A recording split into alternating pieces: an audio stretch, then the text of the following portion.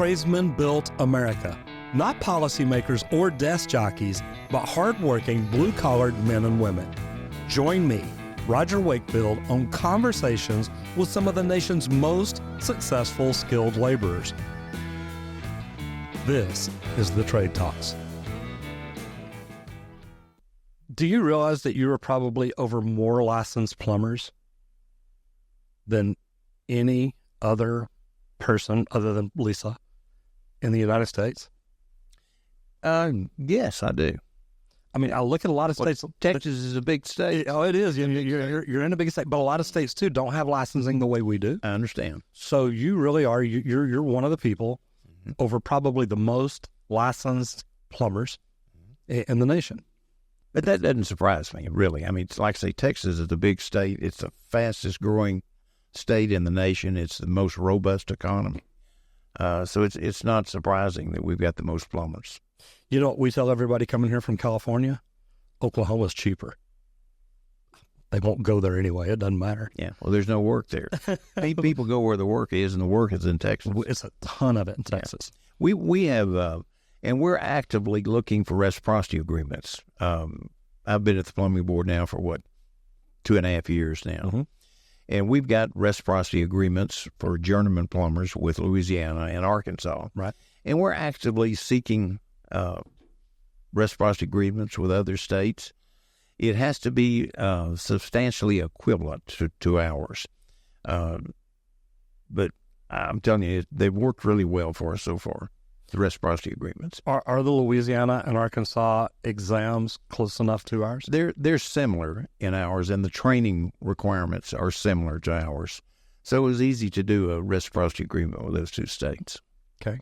And the fact that they're bordering us helps a lot. It does. It makes perfect sense, especially in the national disasters or peak times, work times. They're a natural to do it. I've mentioned before that I would love to see a national MEP board where a plumber can go to, wherever. I mean, Texas would be a great place to do it because we're centrally located.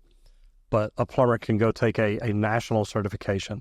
That way, for that reason right there, if Florida is hit with a disaster and there's 100 plumbers in Texas not working, they can literally hop on a bus, head to Florida, and go to work and help people.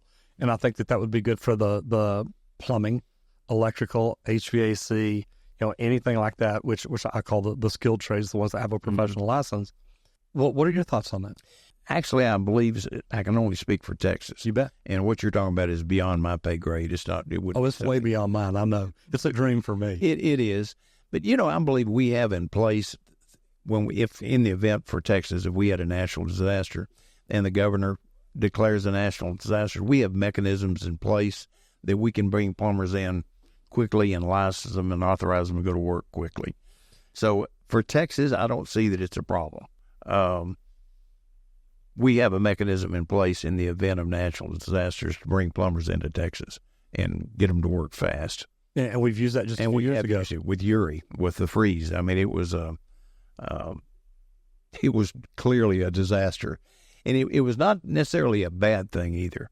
It really brought light to the importance of the plumbing industry. I mean, there was no one in Texas that didn't understand the importance of having a good, responsible plumber. So it worked pretty well. Pretty well. I completely agree with you. Yeah.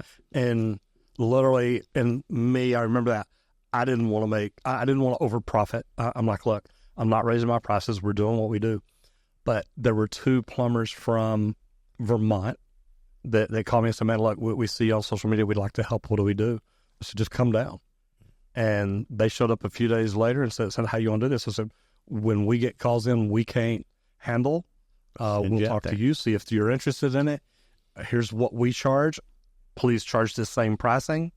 And, you can work as many hours as you want. Mm-hmm. And, man, they come in and they were here for about 10 days and did a ton of work. And they brought tankless water heaters with them. They brought anything that they could fit in the back of their truck. That raises a good point. We didn't only have a shortage of plumbers, shortage of supplies. So when plumbers came, it was great when they brought the supplies we needed also. So take just a second. Tell everybody who you are and what you do. My name is Frank Denton, and I'm the chairman of the Texas State Board of Plumbing Examiners and have been for about 2.5 years. I've been doing public service for about 22 years.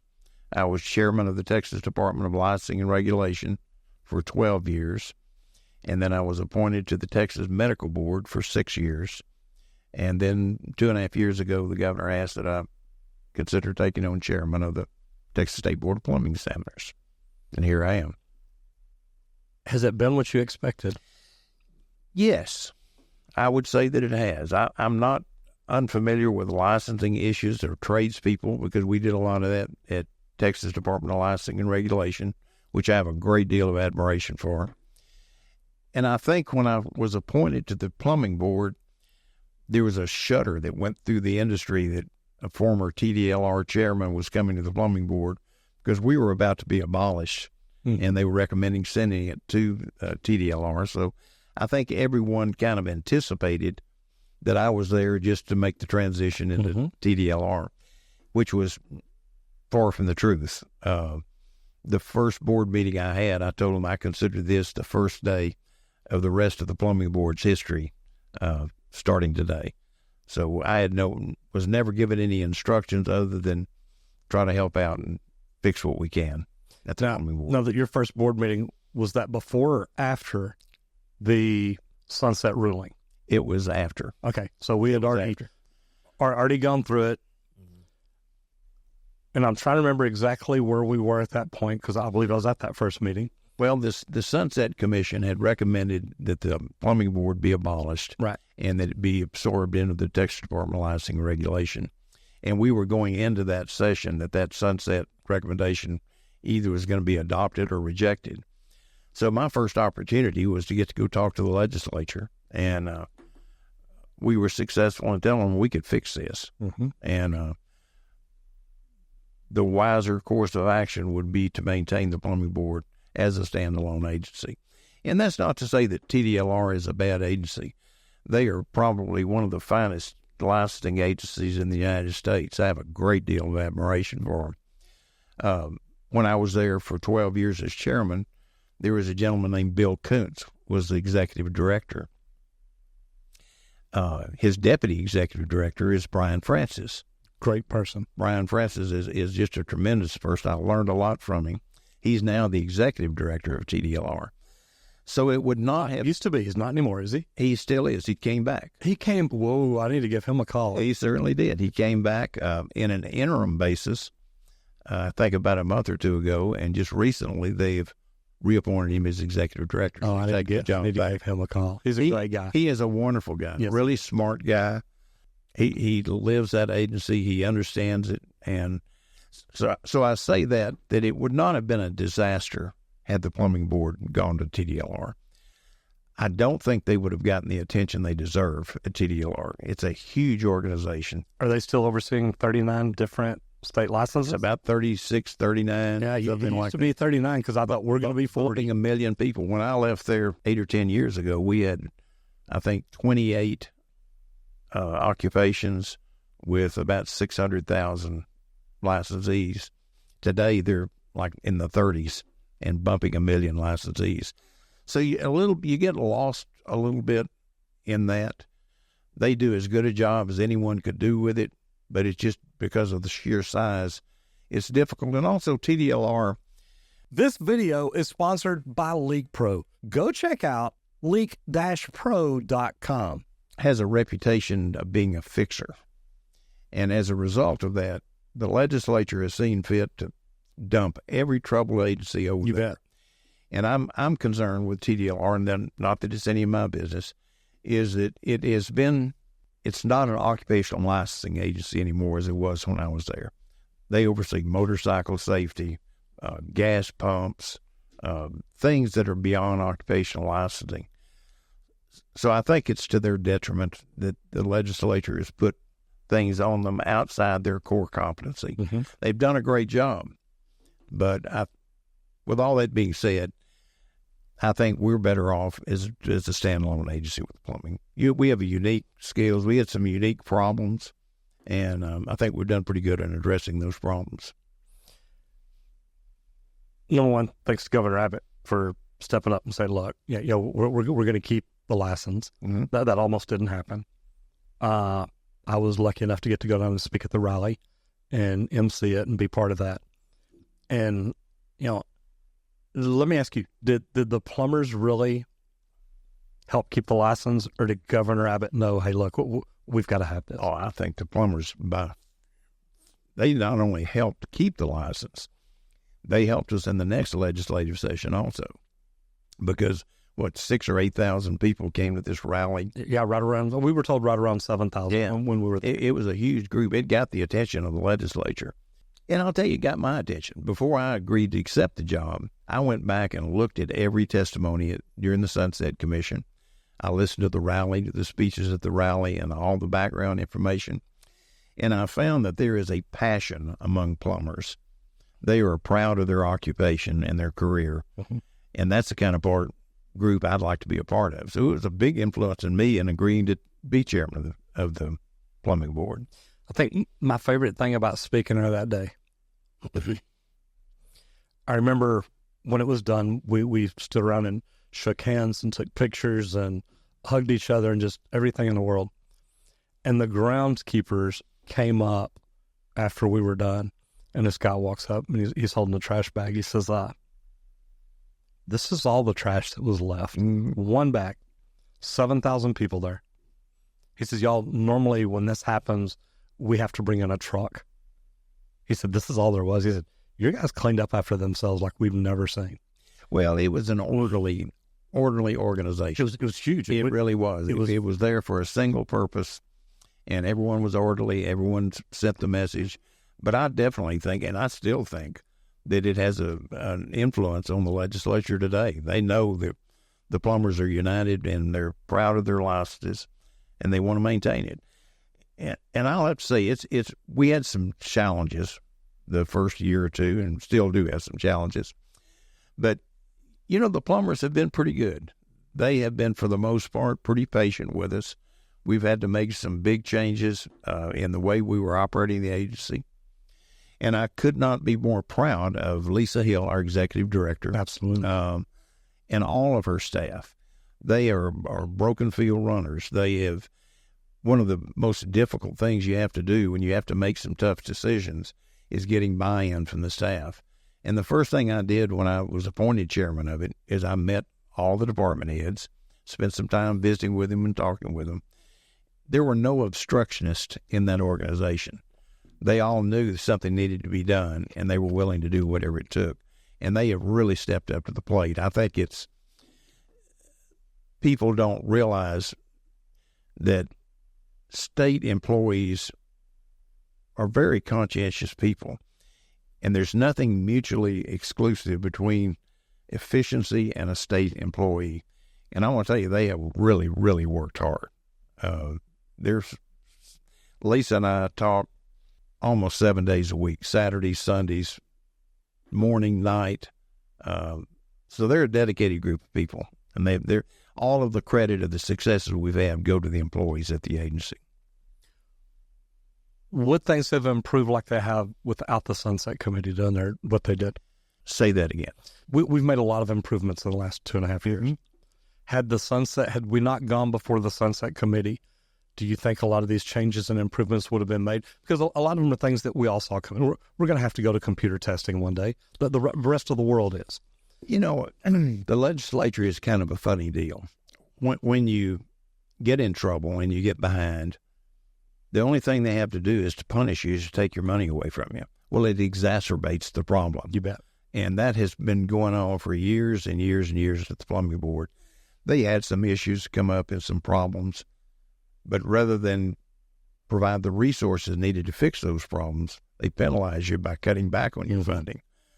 So when we got there, we just laid out what needed to be done. And unfortunately for us, the legislature, we had some credibility with the legislature, and they gave us a chance, and we delivered. We actually fixed the problem.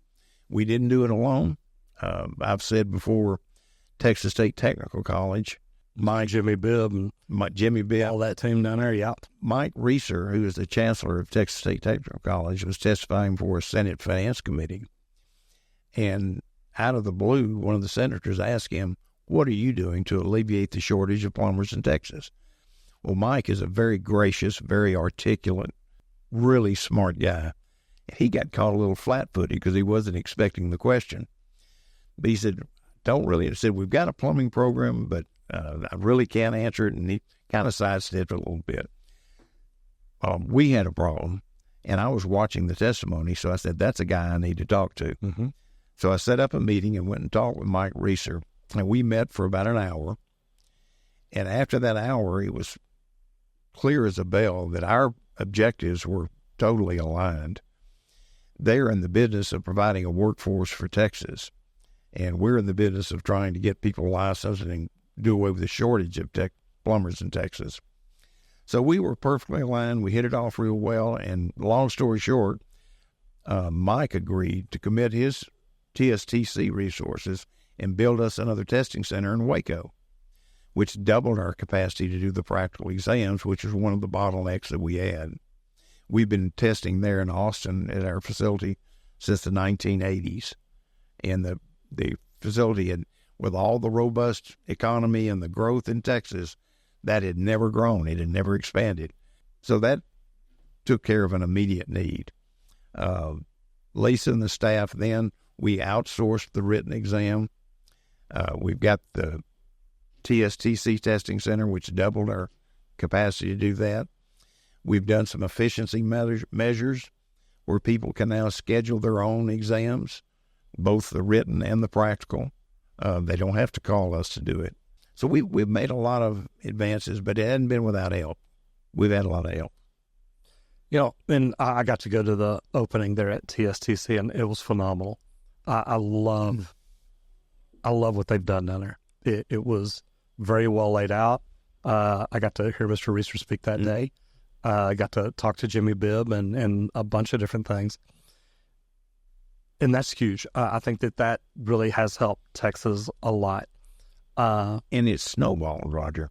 Okay. There are now, I believe, 6 other community colleges have got plumbing programs. We were in Beaumont at a town hall meeting about a month ago. Lamar College in Orange is putting in a plumbing program. Collin County has got a great plumbing program. Oh, I've been up there. That is phenomenal. Got a great facility, great plumbing program. And that is the most inexpensive college hour, I believe they said, in the United States. Is that right? You can literally go there in like 2 years and get your plumbing associate's degree. Mm-hmm. But so, let me ask you this. Somebody goes to school like that for 2 years. Isn't that about what their programs are? 2 years? It is a 2-year program. What does that get them straight into a tradesman exam, or what does that do for their career? I can only speak for TSTC. Okay. They have an intense and focused plumbing program that after 1 year, they can exit and get a tradesman exam.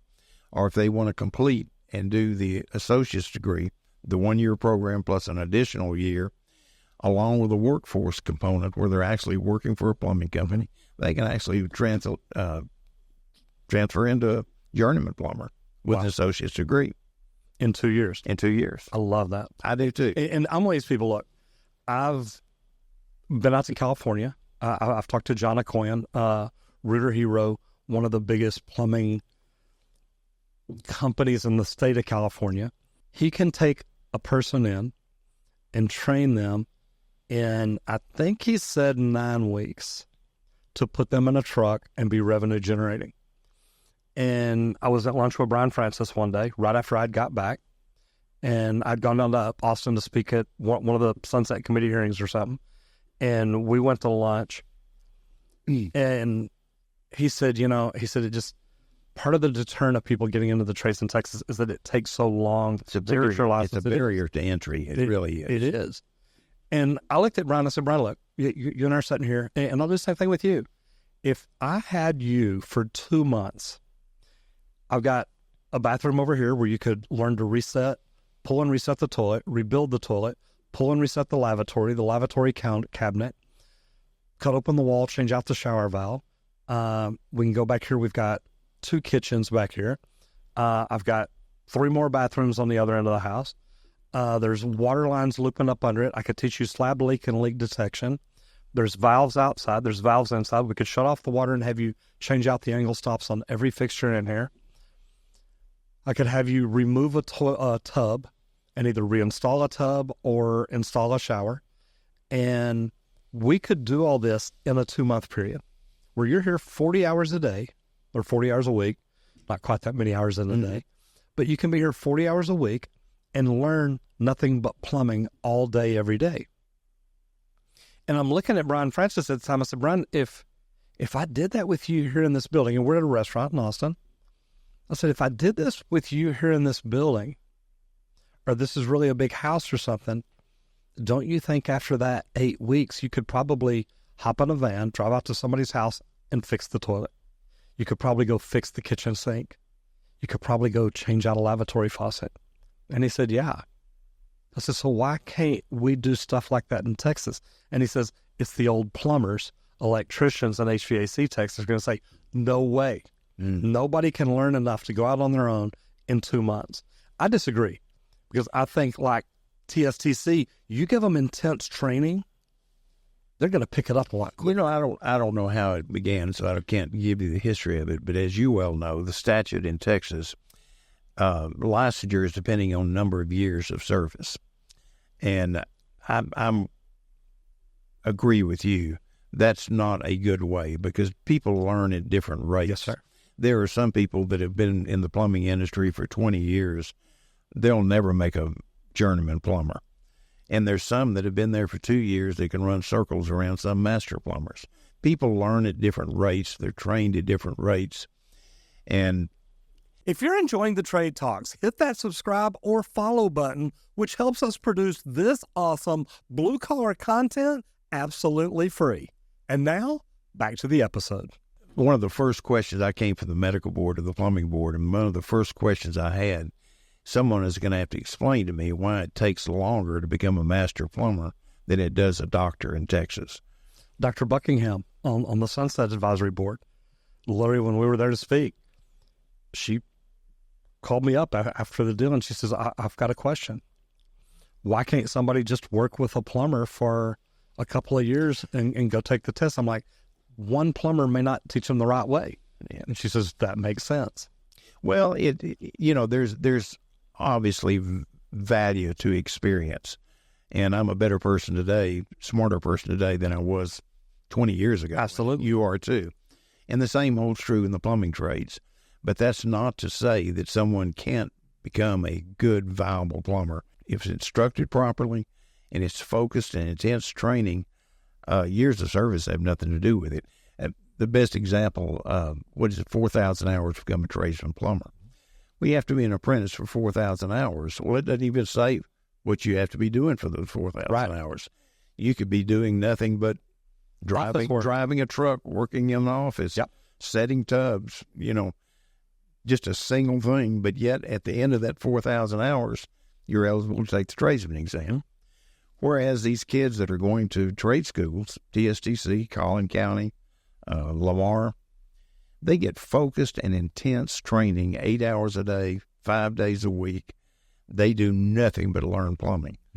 I'm optimistic about the future of plumbing in Texas because of this educational component. Absolutely. We're going to have such smart people coming out of schools. The average age of a master plumber when I got there was 62 years old. It's now dropped to 55 years old. We just put some new numbers, and that number is going to continue to come down. But the most exciting thing is we've got these young people in trade schools, community colleges, and now even high schools where young people can enter the trade. And that's going to fill the pipeline up with young, educated, smart plumbers. They're going to be trained right. Let's talk about the high schools, because to me, that is one thing that y'all have done that when I first heard about it, I was like, oh my gosh. And I believe it was Matt Schaefer. It was Matt Schaefer out of Tyler. You bet. Passed House Bill 636. And I tell you what, I believe I've reached out to Matt's team. I'd love to have him in here because I think what he's done is phenomenal. What he's helped done for the state of Texas is phenomenal. But, man, kids can now go to high school and basically after 3 years of training, their sophomore, junior, and senior year, get out of high school, go be able to take a tradesman exam. And I told Lisa when I first heard about this, I said, look, right now I'm paying tradesmen $52,000 a year. $1,000 a week, $20 right a out of high school. That's not bad walking. If I'd have made that kind of money getting out of high school, I'd be in trouble. Yeah. I'd be in trouble. You know, Roger, that is a passion of Matt Schaefer's, and we owe him a great deal of credit for passing that bill. It's also a good example of how state agencies can leverage the expertise and resources we have. We partner with TEA. All of these things for a high school program took several people doing it. We worked with CEA to come up with a acceptable curriculum. You bet. We worked with a Workforce Commission and showed them that these are going to be eligible, that the high school program led to a license upon graduation, which makes them eligible for JET grant funding, which means that's a source of funding for the high schools. And TWC put up $3 million for that, I believe. I don't know the number, but I think that's what it was back when they did it. How many schools in Texas are actually participating in this? Believe it or not, I have just recently looked at that, and we believe there are 60 high schools. That is amazing. That have got some kind of that many. I didn't either. I was shocked. But I was in Lubbock for a town hall meeting last month, and the CTE director showed up that was from the Lubbock school districts. It was several high schools. He's got 88 students in his plumbing program in Lubbock, Texas. Now, is this one school or is this multiple? No, it's multiple schools, but the Lubbock area school district. Well, I'm excited. Isn't that something? Yeah. When I was in Tyler earlier this year, they had 30 in their program. That was the first one to do it. That was the first one to do it. Thank you, Matt. They've got 60 signed up for their program this year. That is amazing. I mean, it's just exploding. And I'm so happy about it, not just for the plumbing, but also HVAC and electrical. There was another bill passed the next session, which allows HVAC and electrical to do the same thing, put it in a high school program. So cool. And I've had some discussions with TDLR to try to tell them what we've done to try to grease the wheels for them where they don't have to make the same mistakes or reinvent the wheel on some areas that we were able successfully in. So it's a pretty exciting time. When I was a kid, a million years ago in high school, I think you're the class behind me. You know, the building trades went away. It used to be called shop, and they started closing the shop. And if you didn't get a college, you had shop when you were in school, right? Yes. Okay, because I did too. Yeah, I mean, there was a thing, but that went away. Mm-hmm. And everyone became college curriculum. Yep. Everything was to college. Every student is going to college. Absolutely. If you don't go to college, you're not going to be successful and you'll never make it. But you know, the important thing, and a lot of it had to do with Matt Schaefer and House Bill 636, that pendulum is swinging back now, where they're actually realizing that there are some people that have got to do the work. You bet. And you've got all these college graduates out there that are flipping hamburgers at McDonald's and don't have the skills to do the work. So I see that pendulum shifting back, and I'm really proud that the plumbing is kind of leading the charge on this. We've been very successful with it. It's a little bit out of our lane because we're in the licensing and regulation of plumbers. Not the public education. Not public education. You're a little bit out of our lane. Yeah. But we stepped up and did it because of the need. And it all comes together like a big picture. We have put together the infrastructure to do the testing. We've got computer-based testing. We went from just a handful of locations to take a written exam to 40 locations across the state. We've doubled the capacity for our practical exam from just Austin to now we've got Austin and Waco. We have plans to do a mobile testing unit that TSTC is partnering with us, and we're going to have a tractor trailer with a 54-foot box van with all of our testing equipment in it, and we're going to take that all over the state. When someone graduates from a high school program, we'll park it out on their parking lot and test their kids right there. Man, that is good. And it's the thing that no one has calculated, and we're really proud of what we've done, but no one has acknowledged the money that it saved plumbing companies.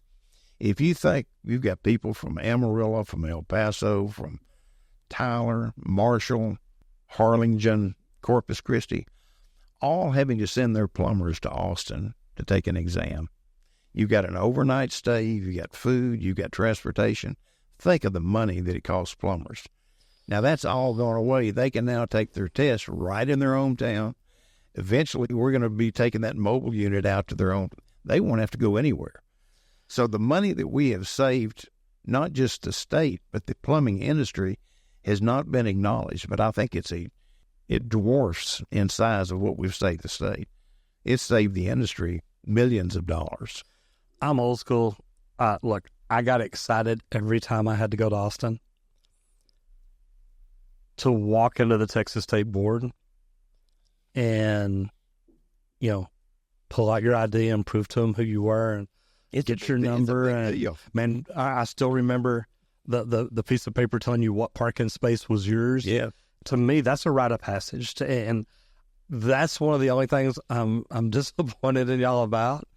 Because I'm one of the old school guys that think, look, man, if lessons is Roger, all I got to say is get out of the 50s. I know, and I don't mind, and I understand it, and I appreciate it. Yeah, but I'm going to tell you that's what got us in trouble. And I don't disagree. That is exactly you got 18 chairs or 18 testing stations, something like that, down there. Yeah, I understand that, and I do. And I mean, we've got hundreds, thousands of people that need to take tests. Yes. And we are going to have to catch up with the times. And that's what got the plumbing board in trouble to start with. We didn't get out ahead of the curve, but I can tell you, we'll never be behind the curve again. We've got the Waco testings. We've got the mold unit coming on. TSTC plans on building another testing center in Harlingen. So we're going to stay out ahead of the curve, and we have to in order to be a viable agency. I don't disagree, and I do. I see the benefits of it.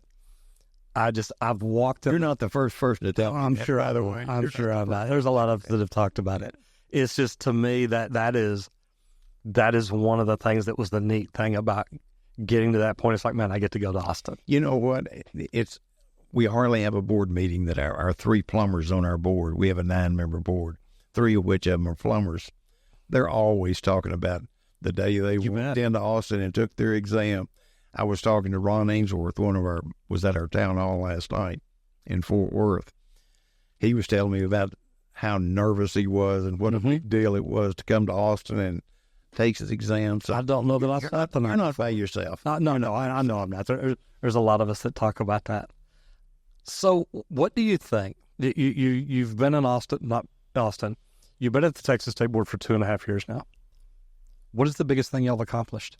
I think eliminating the testing, that was the number one issue that we were facing when I got there 2.5 years ago. We had the backlog of people waiting 6 or 8 months to be tested. And that was prior to, we didn't have the computer-based test, that was over 40 locations. We didn't have the capacity to do it there in Austin. So I think that was the largest challenge we had, and I think it's the biggest one that we have. I'm not going to say it's solved, but we're pretty close. We're pretty close. I talked to our chief examiner the other day, and every class that comes in to take an exam, he asks them, when did you take your written exam? Most of the people that come in to take an exam took their written exam and their practical exam in the same month. Mm-hmm. And that's the way it should be. You bet. I agree with that. Should be. It's fresh on their mind. Absolutely. Yeah. They got their training, they had their tests, and then come in and take their practical. I remember when I went and took the lead AP exam, I thought about y'all, and this was 10 years ago. You go to PCI, you go in, you sit down, you take it. I mean, man, when you walk in, they strip search you. Oh, yeah. Everything in a locker. You're allowed to carry 3 pieces of paper and 2 pencils, and don't break your lead or you're going to be in trouble. This video is sponsored by Leak Pro. Go check out leak-pro.com. You sit down and you take this test. It's about 200 questions. And unfortunately, he asked me, he says, are you willing to complete a quick survey? I'm like, sure. That survey's like 5 minutes. I'm like, come on, let's get to the answer. And then it says, congratulations, you passed. And I thought about that at the time. I thought, man, if Texas ever went to a computer-based test, literally it could pop up on the screen, congratulations, you passed. The next practical opening in Austin or in Waco is this date. Do you want one of these? Click yes or click no, choose my own date. and a calendar pops up. Guess what? That's what we do. No, I love it because as soon as they pass their test, congratulations, you passed. When do you want to walk in and take the practical? Yeah. I think that y'all are doing some amazing things. What do we still need to work on? Because that did take a priority, and we've got a relatively small staff. When we started, we had 38 people. We've now been authorized to get up to 51 employees, which is still a pretty small staff. We've got 78,000 licensees or registrants holding 103,000 licenses. So we're still a relatively small group. Because of our priority of focusing on the testing, we have not sufficiently addressed our communication skills. The number one complaint we get is I can't get anybody on the phone, or nobody returns my emails or things like that. But Roger, I don't view high call volume and email volume as a problem. I consider that a symptom of the problem. The problem is we're not pushing enough information out to the plumbing community where they're having to call us. We should educate them and train them better than what we've done in the past, and you're going to see a focus toward that. One of the things that we've done, and I'm pretty proud of it, is we've got a feature on our website called Ask Kevin. Absolutely. I've seen it. I like it. It's our first toe into the artificial intelligence realm. And it's a chat GPT-based program. And we've trained it on all the plumbing rules, everything that there is to know that's public information. We've trained it on it. So now a plumber or a member of the public can go to our website, click on Ask Kevin, and just type in your question, and it'll give you an instantaneous answer right then. And when we started that program, we saw our call volume and our email volume drop by 35%. The first 2 months that we put it in place. So that's part of what we're doing to try to address. We've got some work to do on that, but that's part of what we're doing is try to get information out to the plumbers better, and that way they won't have to call. But I have to tell you, and I told you this before we started the interview today, the problem we have in the industry is people my age. These young kids that are coming out of schools and trade schools, they get on the internet and they get on our website and they breeze right through it and they have zero problems. It's the guys that are my age that are struggling with it, trying to make the transition and to learn how to operate within this new system. Yeah, we didn't have computers growing up. It's difficult. I mean, I get it. I will say this, that I was getting some complaints about how long it was taking to do things. So one of the things I did without telling the staff is I went online and applied to get an apprentice license. Mm-hmm. And I did. And I did it on my own. And it told me to go get my fingerprints done. And I went and got my fingerprints done. And it took me about a month. So I did it just so I could say that I did it. When somebody told me it took them 2 months to get their apprentice, 6 months to get it, I said, well, it's something you didn't do right. Yeah. One of the biggest problems we've had and we're continuing to have is this fingerprint thing. We are required by statute to get everyone fingerprinted by next year, next September, I believe that it is. You can't be renewed. You can't get a license. You can't take a test unless you get your fingerprints done.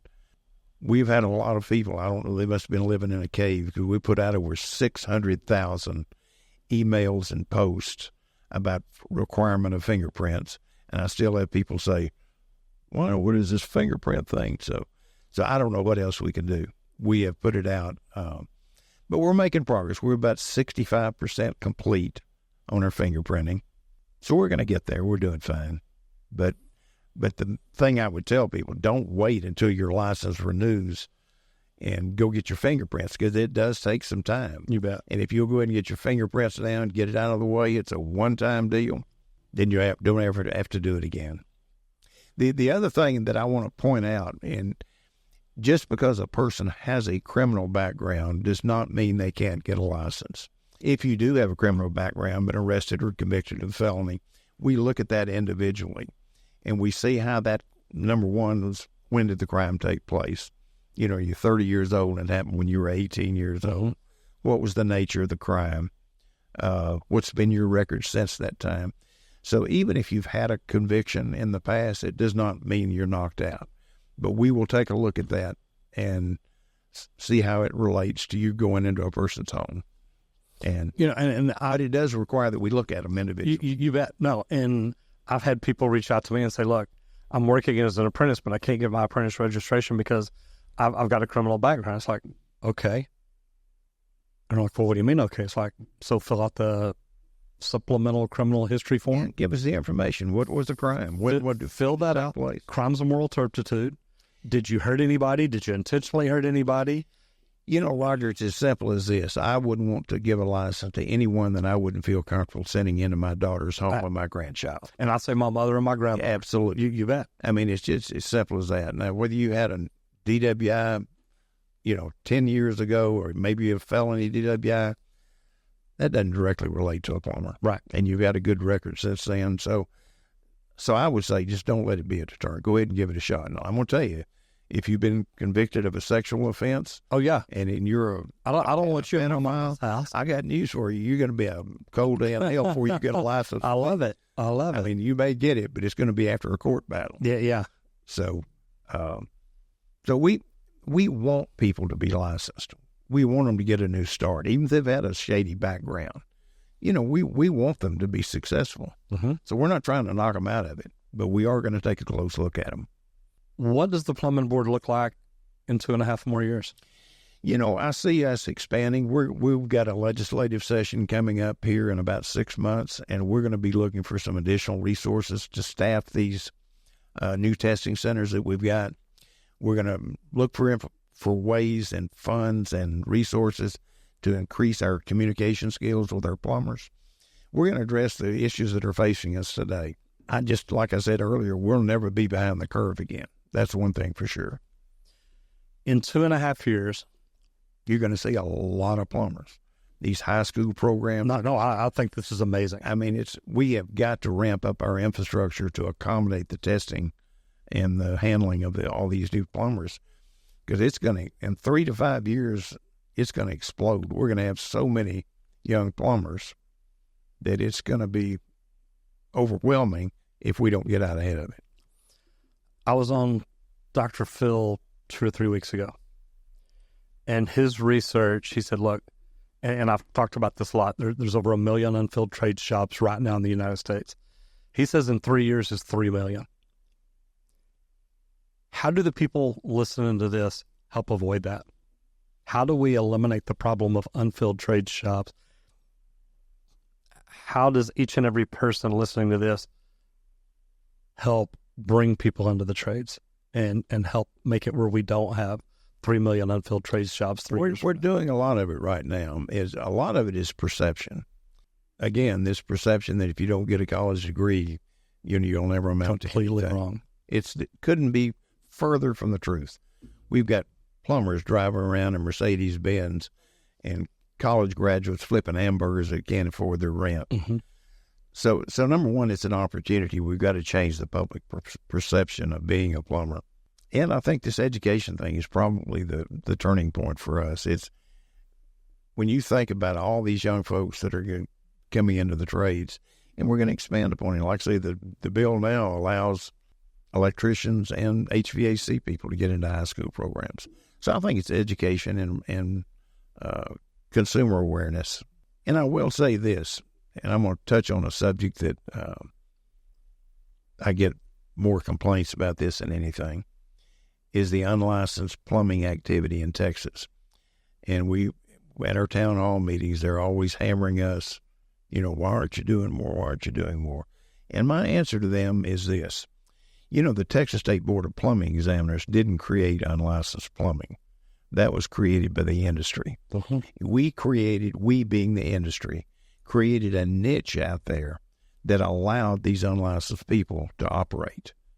And we have got to, and it's because of a shortage of plumbers. We don't have enough plumbers to do all the work that there is to do in Texas. We haven't kept up. But because of these educational initiatives that we put in place, we're going to have more plumbers in the field doing the work. So we hope that that's going to eliminate a lot of that. Plumbing companies could help us a lot. the average consumer, I would bet 50% of them, if not more, don't even realize you have to have a license to do plumbing work. So we've got a job to do educating the consumers that the benefits of having a license. Everyone that does plumbing is not a licensed plumber. Yeah, it's funny because I thought about a question a minute ago. I think Chris Petty heard us there because him standing on the floor saying, look, nobody in Texas needs a license anymore. Everybody's a plumber. But something you said a while ago, I thought, did Chris Petty really hurt the plumbing industry or did he really help it?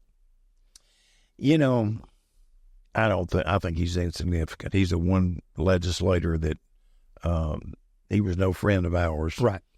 And he's not in the legislature anymore, so I don't think he made a big impact. I think the one thing he did, he rallied the plumbers. Oh, no, that's why I said, did he really help the industry? Maybe he All right, and that's exactly what I was thinking. Maybe he wow, did. Yeah. I've never thought of it that way. Did the plumbing industry allow for this? Or did the fact that it got to where it was taking too long to get a license help lead to that too? I know apprentices that are running plumbing companies. And I'm like, dude, you can't do that. He's like, look, I can't get down, take my test, can't get down, do this, can't do this. Okay, it doesn't mean you break the law. Mm-hmm. And I get disappointed in it. I remember talking to a plumber from out of state, and he says, Roger, I send apprentices out on jobs all day long. I said, why? He said, it's a $2,000 fine. He said, I'll pay it. He said, this apprentice is making me $330,000 a year. He's doing things right. I'm watching him. He can FaceTime me and ask questions, which is the thing I talked to Brian Francis about. Brian Francis says, look, I like that idea of using FaceTime. It's direct supervision. We're working on it right now. I think it's huge. I really do. We're working on it right now. We're trying to come up with a system where we can use virtual supervision as direct supervision, which I consider. I told Lisa a long time ago, I said, look, if I send out somebody to do slab leak detection and I can FaceTime him, I'm going to argue with you about is that direct supervision. She says, well, it may be an argument we have to have one day. Well, and we got to take care of our customers. We do, and it's coming. It really is. But we have eliminated the excuse that you can no longer take a test. Right. Because I agree. There's no wait time. It's a matter. And we've got 44,000 apprentices in Texas now. It's a huge number. And about half of those, 20,000 of them, if they chose to, could go ahead and take a tradesman exam. They're eligible to take a tradesman exam. Wow. So they're out there. Are they still in the field, do you think? Yeah. Okay. Yeah. I mean, they're active folks. Currently renewing. And, for whatever reason, they didn't do it. And it could be the 6-month wait that they had or something like that. But there's no excuses now. We need to start moving them up the ranks, and we need to start filling them. We need to declare economic warfare on these unlicensed plumbers. Completely agree. And, plumbing companies who we don't license, we just license the individual plumbers. Mm-hmm. Plumbing companies could help us a lot with that. Well, and you license the RMPs. We license the RMP, okay. But that doesn't necessarily mean that's the company. You bet. No, I agree with you. Which I wish that the company, we're the only industry that the company is not licensed in addition to the individual. And I think that should happen. It should close the loop up, I think. But they could help us because they spend millions and millions of dollars advertising, print, radio, and TV. They should always talk about it. We hire and employ licensed, vetted plumbers. Completely agree. And if they would do that, it would help educate the consumer. I need a licensed guy. I don't need just some plumbing guy. I need a license. And I tell people, if you don't see an M number on there, chances are they're not a licensed company. So they could help us a lot in that regard. And we talk about this at our town hall meetings to encourage the employers to use that. And I'll tell you something else. And this happened just this week.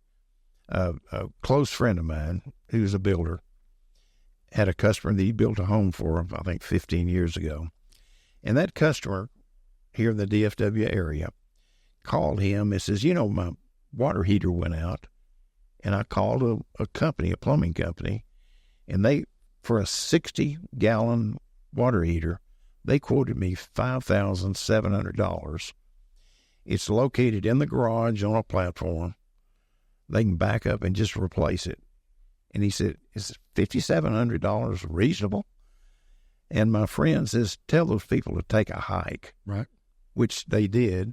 Long story short, they called another plumbing company, put it in for $1,600. And I'll tell you this, that kind of thing pushes people to these do-it-yourselfers or the guys that are advertising on Facebook. So as much as they want the government to solve the unlicensed plumbing, the industry themselves can do a lot to help stamp out unlicensed plumbing. So, and this was not a fly-by-night company. This was a pretty big company. Oh, I'm sure. Quoted in the 57. Oh, I'm sure. I can probably tell you the name of it. Well, I wouldn't say it. I know, and I understand that, and I wouldn't expect you to.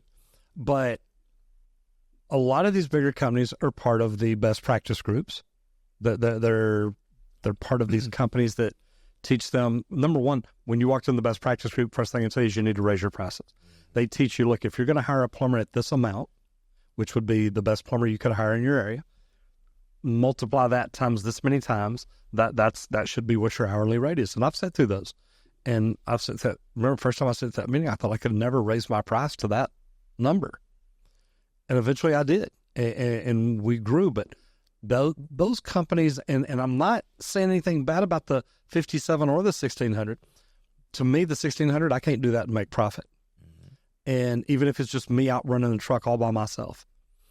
And I'd be interested, did that plumber pull a permit? Did he get an inspection? Did he go through all the steps? And don't get me wrong, I've seen people at the $5,700 say, yeah, we don't get inspections. Don't worry about it. We're good.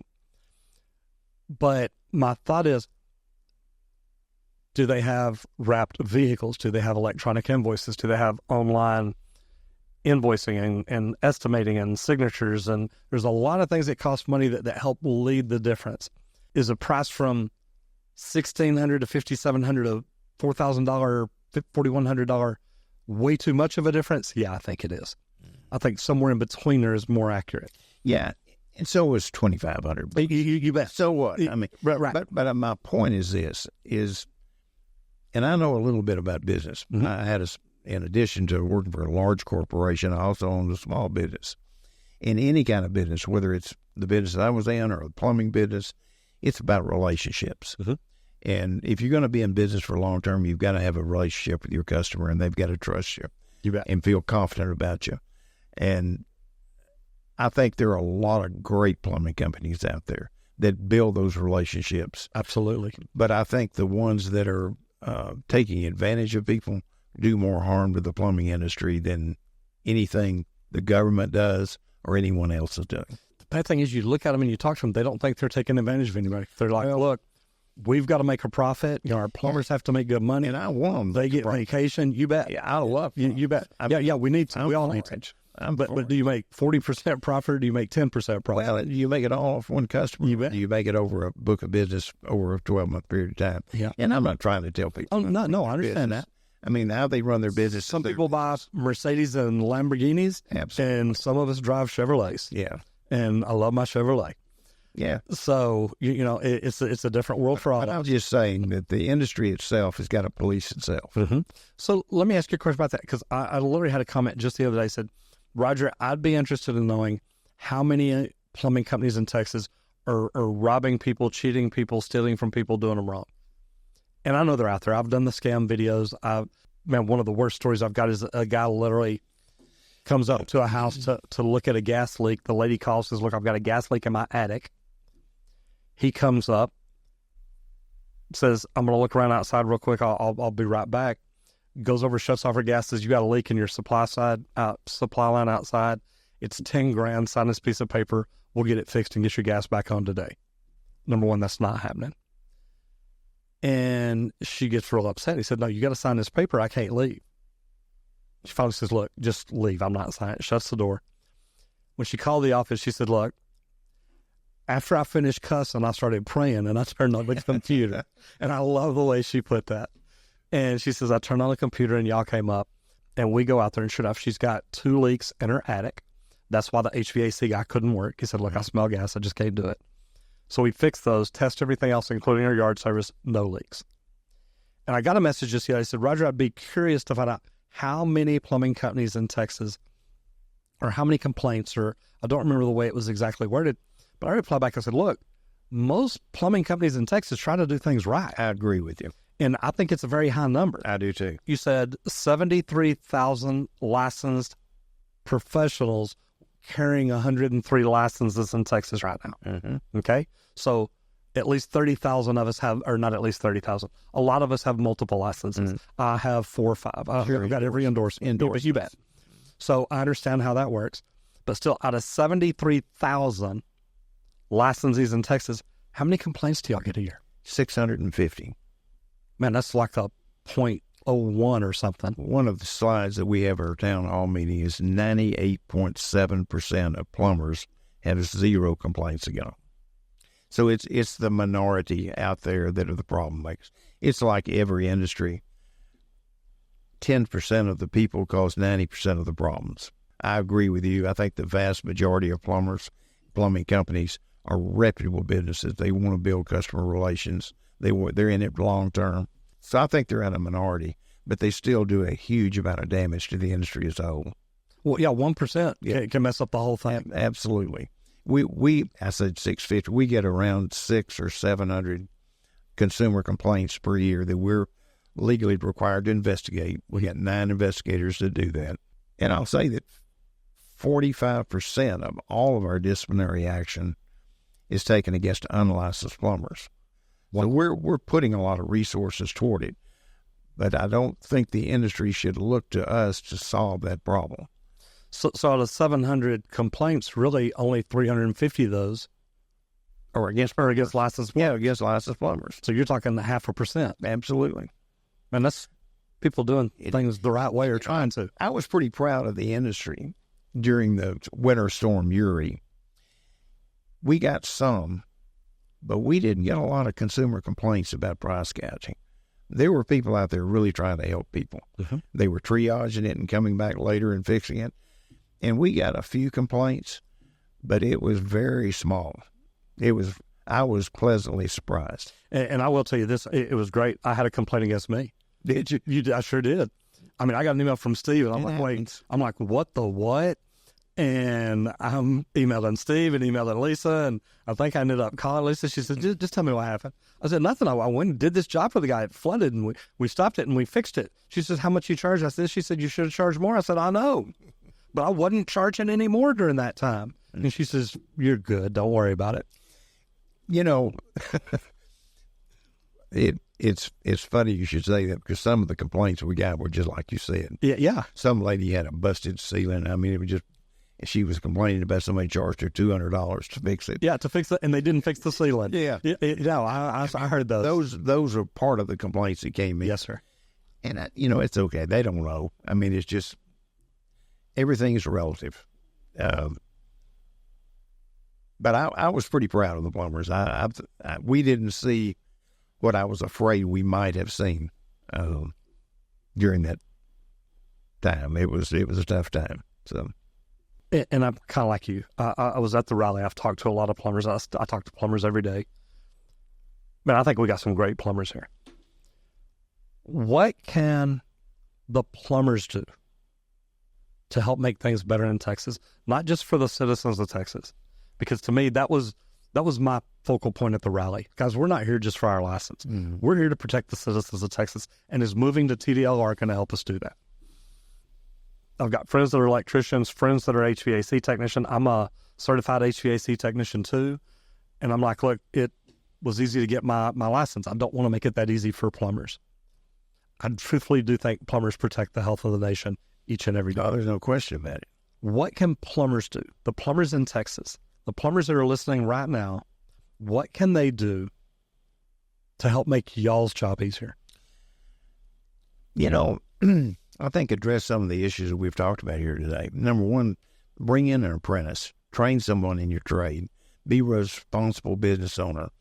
Be conscientious in the work. Take pride in the work that you're doing. And we'll never hear from you.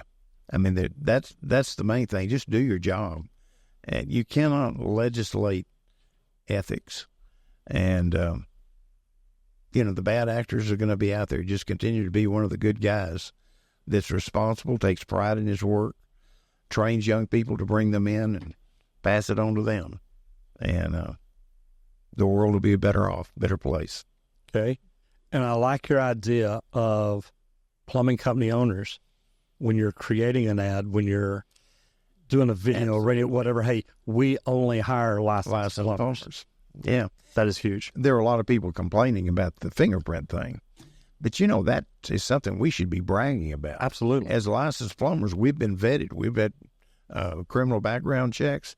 You can feel comfortable inviting me into your home to do your work, whereas that's not the case with an unlicensed person. So there are some things that we could do and the plumbing companies could do that could really highlight the importance of having a license versus just a plumber. I've always thought we should have the plumber's picture on his license, just because I think plumbers should display it.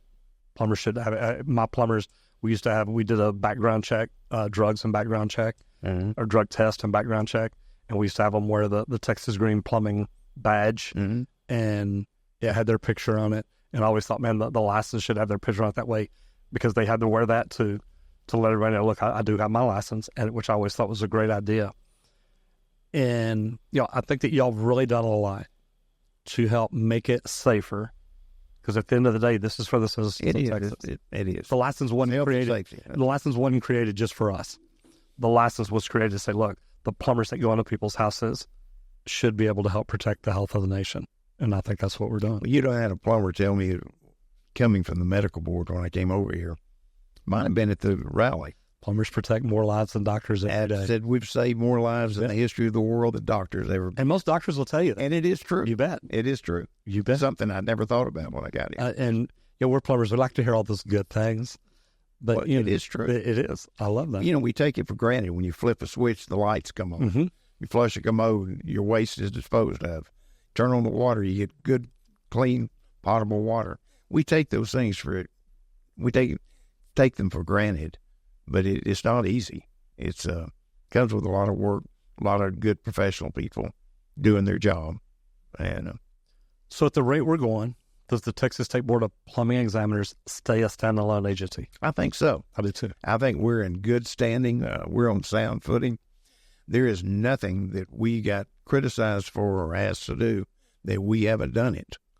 And we're going to continue to get out ahead of it. We've done even more than what we were charged to do. So, yeah, I think we're on sound footing.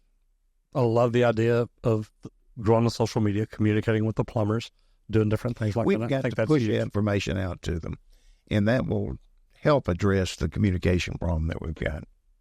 I love that. Tell me about the worst day you've had at work in the last 2.5 years. Gosh, I can't think of a bad day. Oh, come on. I really can't. I guess maybe some apprehension at the legislature, maybe during that legislative session, not really knowing what, you know what you say and you know what you can do, but you don't know how they're perceiving it. That wasn't a bad day, but was a lot of apprehension, I think, and tenseness and concern. And I have it again. I always do. But I don't necessarily think that's a bad thing. It doesn't hurt to be a little bit uptight. Keeps you on your toes.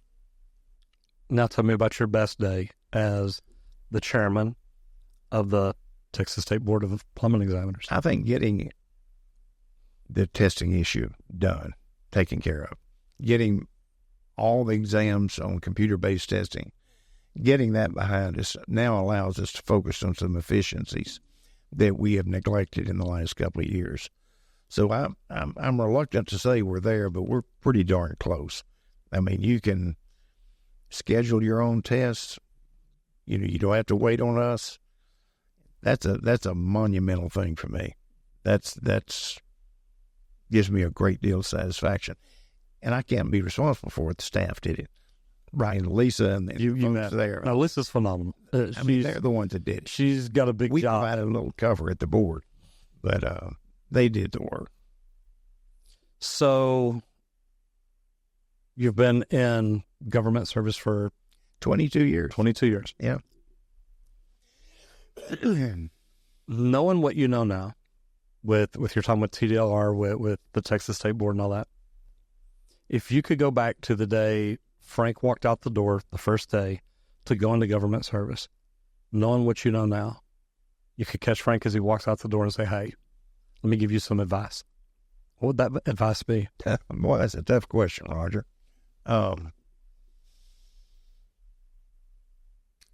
Trust people more. I have a tendency of, I'm not as bad as I used to be, but I want to micromanage things. I want to make sure everything is perfect. And I think had I've trusted people more, I might have accomplished more. Because in a sense, I was trying to hold them back a little bit. I wanted to double check to make sure everything was perfect. You have to let people make some mistakes in order to grow your organization. So I guess that might be the single thing, is to trust the people that are working for you and let them up a free hand. Let them make some mistakes, and they'll be better people as a result of it. But I have a tendency of kind of want to make sure everything is perfect first time, every time. So I need to lighten up a little bit on that probably. I like that. I applied to be on the board 2.5, 3 years ago, whenever it was. You'd have been a good one. I'm almost glad I didn't get it. You work way too hard. We do. And I have to tell you, all of our board members, including myself, we don't get paid. It's strictly public service. We do it. Myself and the other board members. Not that y'all get a stipend or something. I thought there was. We get expenses. We get our expenses reimbursed. Okay. We get mileage and our hotels paid for. But that's it. But, Texas, we're very fortunate to live in Texas. Business people need to be involved in state government. It does not need to be run strictly by people that have never met a paycheck, have never written a check, never had a payroll to meet.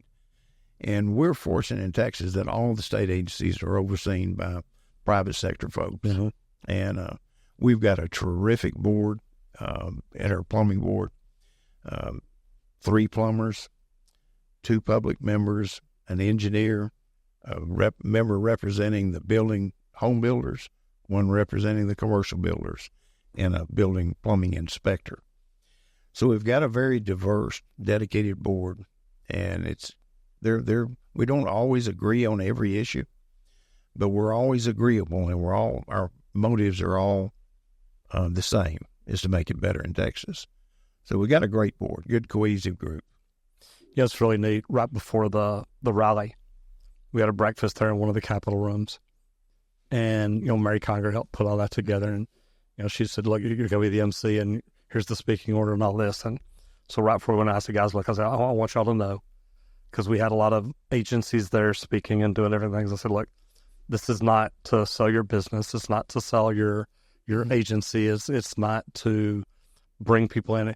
This is about the people of the state of Texas. And that's what we need to focus on today. Everything we talk about is about our license, but this license was created to protect the people of Texas. Mm-hmm. It wasn't created to keep anybody from taking our jobs. It's not the purpose of it. And I remember Stanley Breyer standing up and said, Roger, I got to tell you, I don't agree with everything you have to say. I said, Stanley, the good thing is you don't have to. But we're both grown men. And me and you could sit in here and talk about any issue there is and find a way to reach a common ground where it'd be the better for everybody. Sure. And he said, I agree with that.